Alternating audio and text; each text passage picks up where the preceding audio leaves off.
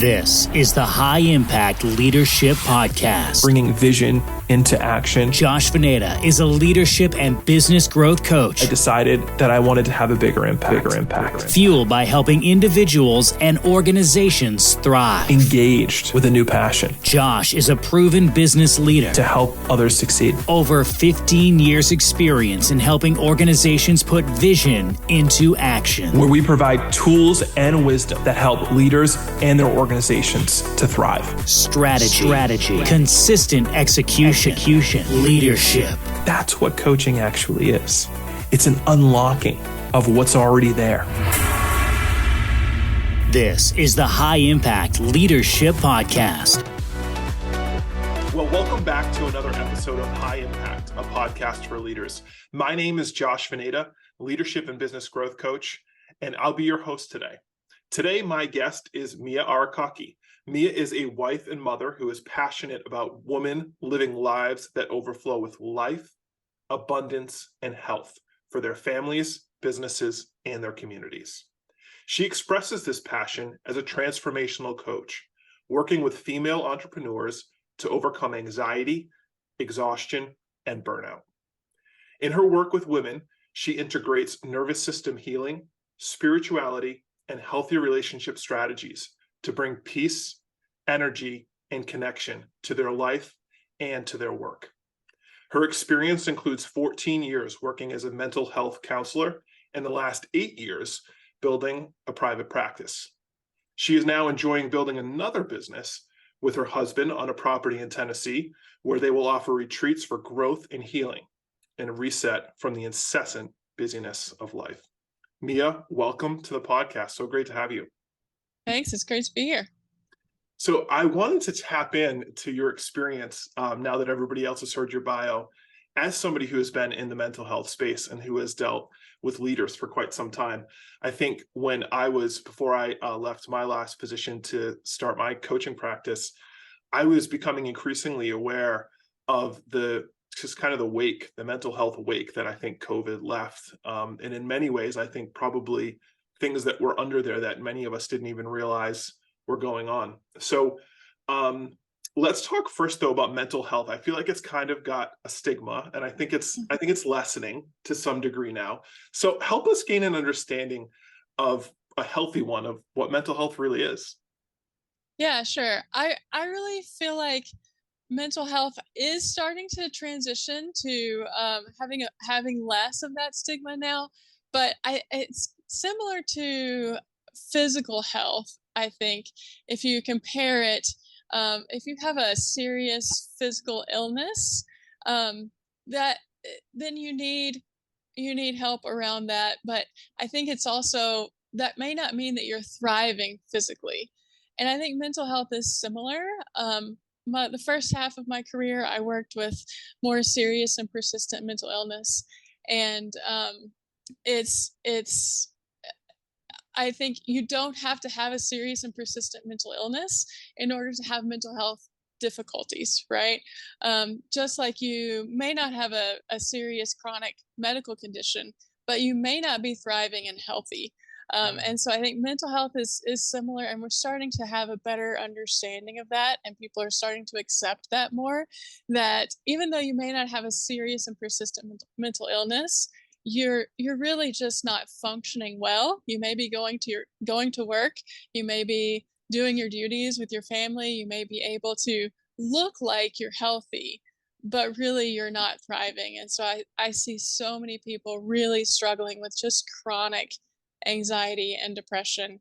And those are things that coaches and counselors can really help with. And I think more people are starting to be able to access that. And it's not something that necessarily is wrong with you, right? It's just that you may not have been given the tools to be able to deal with some of our incessant busyness and some of the pressures that we have. And so I think it really is something that people are starting to proactively reach out toward in order to be able to thrive mentally and emotionally. That's helpful. I'm curious. So if somebody's listening in and going, oh, okay, that sounds kind of really good. Like, what are some symptoms that you see kind of in the incessant busy life, as you're calling it? Like, what are some symptoms that kind of manifest themselves that maybe are indicators for us that like we're okay, but we're not thriving? Yeah, sure. I think anxiety, so just worrying about things, but also just that inability to shut off and shut down.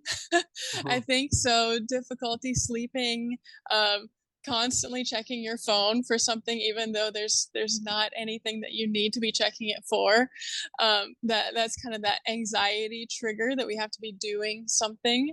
And I think also just exhaustion, feeling really tired but not knowing why, feeling like you should be able to um, perform your best but you're just exhausted, trouble waking up. um, and I see this a lot with mothers too, just around they're working, they're at home, and it's just that anxiety is constant and you can't really shut that off, Yeah. right? And so I think um, trouble sleeping, feeling lack of purpose, just not really knowing, okay, what am I getting up and going to work for? Why am I leading this team? Really a lot of self-doubt and just ready to disconnect, but and an inability to. Yeah, I mean, speaking personally, I've had several instances in my life where I remember coming out of a season that was stressful or something, and just getting a chance to pull back and rest. And I remember saying distinctly to some friends, I had no idea how tired I was. I had Mhm. no idea how restless I was until I Right. started to pull back. And it's amazing. It's just, I think it's kind of insidious. Once it starts going, it's almost like a kind of a snowball effect, and it just becomes part of our DNA as leaders. And I believe firmly that healthy leaders lead healthy organizations, and so if we're not healthy, it's going to be difficult for us to lead our teams well. Absolutely. So, talking a little bit about that, so you have extensive experience as a counselor, and you've got your transformational coaching practice. You're spending a great deal of time talking with others about mental health. Many of my clients have told me one of the biggest challenges they're seeing in the workplace now actually is and I'm going to use this term, the bleed over kind of mental health issues that happen at home or outside of work coming into the workplace. And I think leaders are kind of left flat footed in some ways because they've got great management skills in the sense of helping people to um, be efficient and get things done, but maybe not the best leadership skills because now we're finding ourselves having to care for the whole person. So, how would you coach a leader who is looking to responsibly care for the mental health of those who they're responsible for? Yeah. And I think you kind of said the key earlier, Josh, that it's really about leaders taking care of themselves first. Like you have to understand that you're a whole person as a leader in order to be able to see and value that in your employees. And I really think it's about the employer and the leader setting the stage as a culture themselves, that they have to be the example of that. And so I think too, you're right. A lot of leaders may not have been equipped with the mental health piece, and that's coming in more and more. But I'm seeing leaders are struggling with that too. And so I do think it's setting a workplace culture that is able to talk about things like that. That leaders are talking about their own experiences of burnout and maybe even their own experiences of having a counselor or having a coach and what they're doing for their own self-care.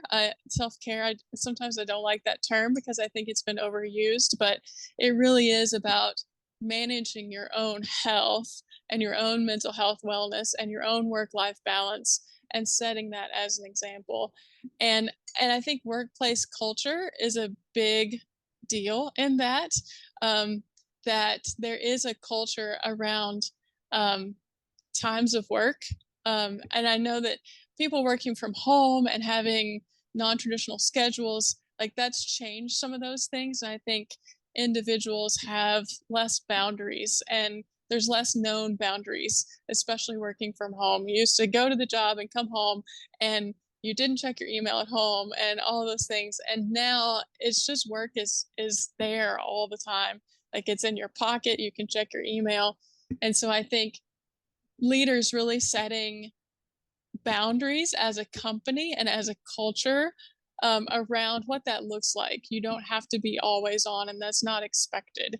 That you are actually spending time with your family and not paying attention to your email. And that the leaders have to set that as their own boundary, and then lead by example. And I think that's also seen in vacation culture, and other people have been having, a lot of companies have started having sabbaticals for their employees so that they can take time off. And studies have really shown that there's increased creativity and increased productivity after those. And I really think if vacations are expected, not just, I think a lot of times vacations are frowned upon. And so I think having expected time off and expected even just rhythms to work-life balance. Yeah, those are so helpful. I mean, I remember people coming to work for me, and I would just I'd be like, they'd be like, I sent you an email last night and you didn't get back to me. I said, yeah, I know. And they're like, what do you mean? And I'm like, I wasn't working. They're Right. like, do you even have your email on your phone? I said, oh, no, definitely not. And they're like, wait a minute, you don't have your email on your phone? I said, no, and I don't expect you to either. Right. Good for you. The look on their face was so amazing because they're like totally stunned. And I think, it's so true. Well, a lot of what I'm seeing in my coaching of leaders, I'm working with a client right now and just helping them to calendar better, actually. Something as simple as, like, it's just scheduling things and letting them have their place to prevent just what you're talking about, not shutting off at some point, is always being on. And the biggest thing I'm seeing is actually just giving people permission.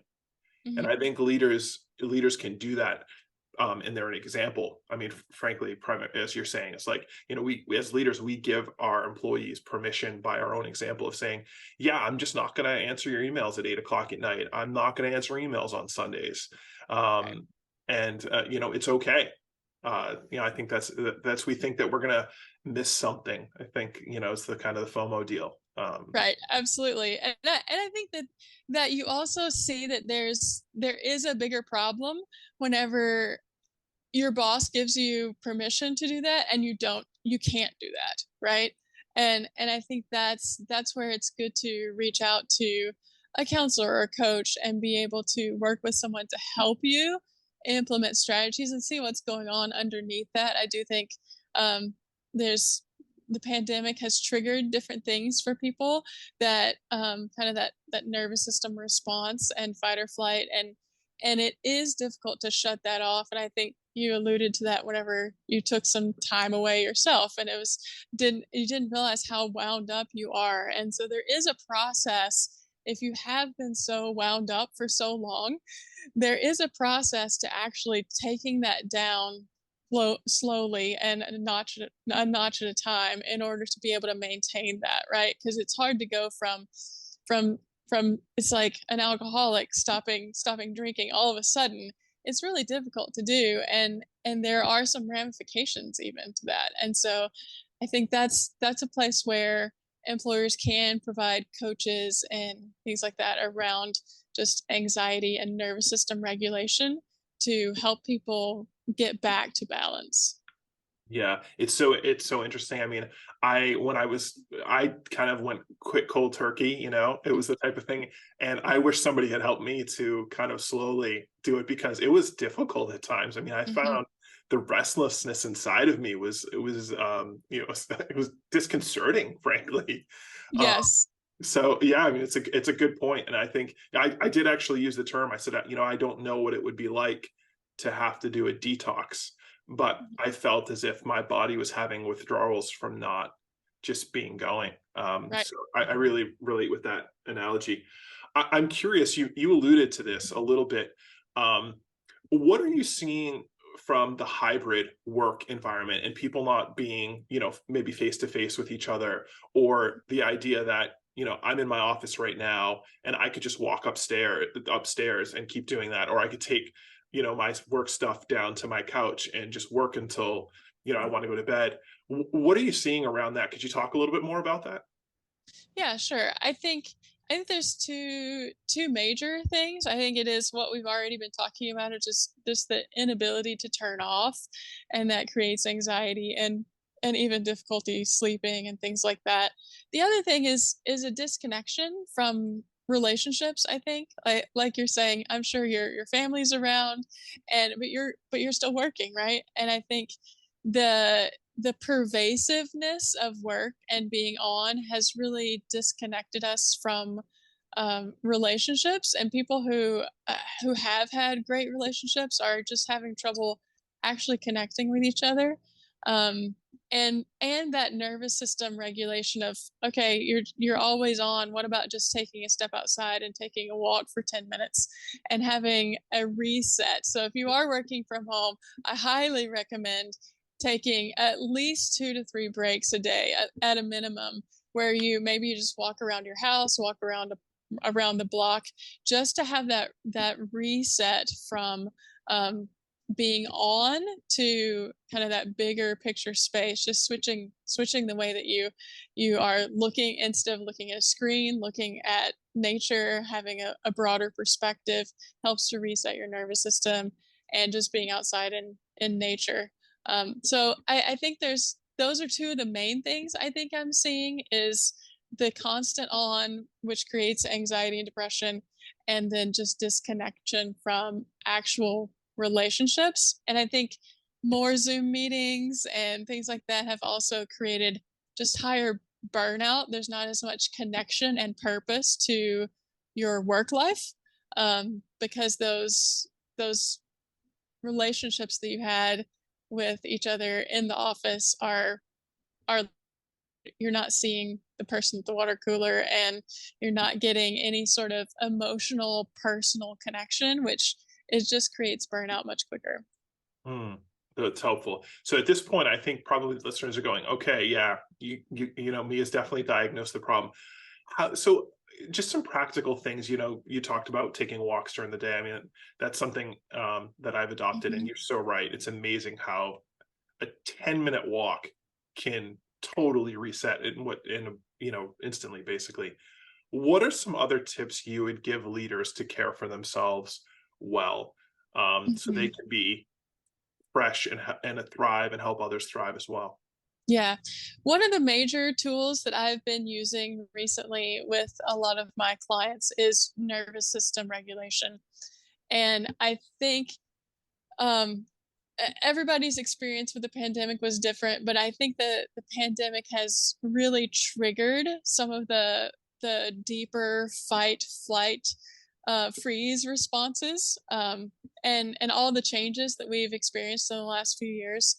And so if your nervous system is activated, and I think that your nervous system can be activated into fight, flight, or freeze a lot more easily than people think. A wrong glance from somebody, or thinking you're not doing a good job, or all of those different things that are smaller pieces, where a tiger's not actually chasing you, but you just got an email from your boss that you're worried about, right? That triggers a fight or flight response. And so I have seen that working on nervous system regulation with a lot of the leaders has been really helping. And that what that means, and I think nervous system regulation is there's a lot of people talking about it now, and so you can find some good information online if you just Google nervous system regulation and leadership, or employees working, that sort of thing. And so you can find some good videos to work around that. But it really is coming back to center, and coming back to uh, an integrated nervous system response, instead of being in fight or flight. And so a few ways that you can do that. There's 5 main easy ways that you can do that, and that's movement. So that's why the walk works, right? Breath work, sound, So listening to music is helpful, but also just singing. So singing activates your polyvagal nerve, which if you're singing, you're not running from a tiger, right? So all these things are things that signal to your body that you are in a safe space. The other two are laughter and tears.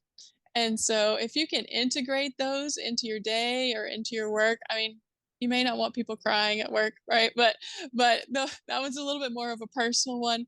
But movement, breath, sound, laughter, and tears, if you can integrate those into your daily life somehow, it helps to calm the nervous system, because 80% of the information that we have goes from our body to our head, and only 20% from our head to our body. So I think a lot of times we can be telling ourselves that we're fine and everything is okay, but we're still in that activated nervous system response.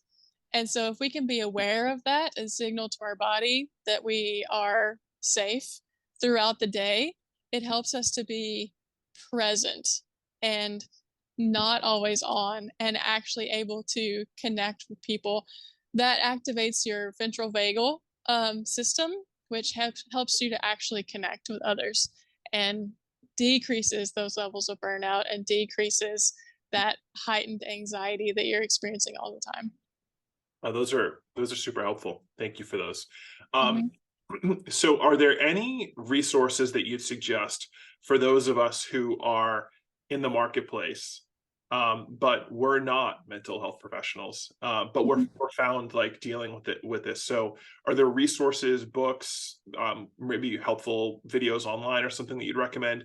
And then kind of a second question to that is, when is the time for us to say, this is really outside of the scope of my like responsibility, and these kind of general tools like the ones maybe you just mentioned aren't working in this particular scenario, and maybe I should encourage this person to get help? And how do you have that conversation with somebody where you think they could really benefit from a mental health professional, but you don't, and you're doing it out of caring for them, but Mhm. you want them to hear it well, and not for them to hear, wait, this person thinks I need to see a mental health professional. What? Right. Yeah. Yeah. I think first and foremost, I think it is leaders doing their own work. And so I think that's the number one resource I would say is as you said earlier, if you're not a healthy leader, then your team is probably not healthy. And so I think you reaching out and finding your own help. Then I think if you have your own counselor, have your own coach, do your own reading. There is a good book on nervous system healing called Anchored, how to befriend your nervous system using polyvagal theory by Deb Dana. It may be a little heady, but it's good information. There's also a book, The Ruthless Elimination of Hurry by John Mark Comer. It's very accessible. So that one's more accessible on just kind of how to dial back your busy schedule. But I really think leaders doing that work themselves. And then whenever you are in a situation where you're talking with an employer, then it doesn't fall flat. I think if you're not doing your own work and don't have your own experience of these things, then often your suggestion for somebody to see a counselor may actually fall flat, because it may feel like it's more about you trying to get them to be productive than actually caring for them as a person. And so I do think that's an important step, is that your concern for them as a person is important, and to be able to just say, hey, like, I am concerned about you. Do you have other people outside of work that are helping you with this? And I have also seen that it's important to have other people, if you have the privilege of having someone else on staff, that this is their expertise. So having coaches on staff, or having a coach that you contract with, is really helpful, because sometimes employees don't want to talk to their boss about some of the things going on in their life. And as a employer and a leader, you may see that something's going on, but they may not feel comfortable talking to you. And I think a lot of companies have addressed this with an EAP organization or something like that, which is good. But I've seen a lot of people are hesitant to reach out to those places too.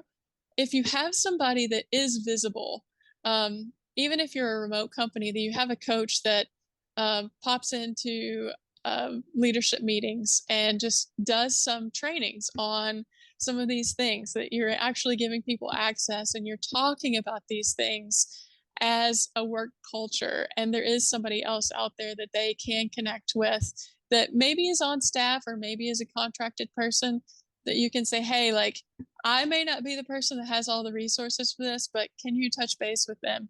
They might have better resources for you. Or I've been trying to help you with your schedule, but really this person is really great at it. And so I think having someone else that's not your primary boss to be able to talk to about these things can be helpful.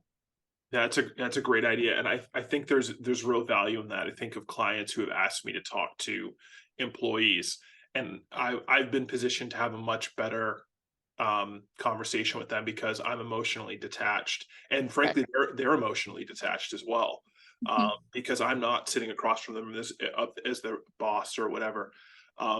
Meah, I'm curious with one more thing. You mentioned EAPs, which are great, right? I mean, as far as they go, providing employees assistance to get counseling or what the other programs that exist that fall under that umbrella.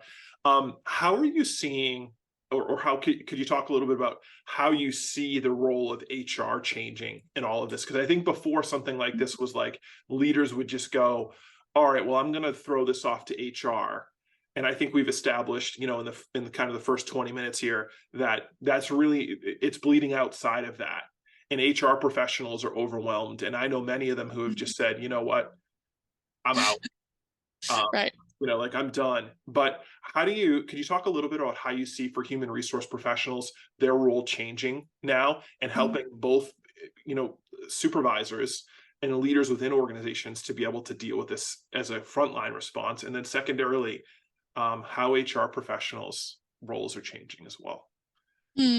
That's a great question. I'm not as connected to as much of the corporate world as I used to be, but I do feel like that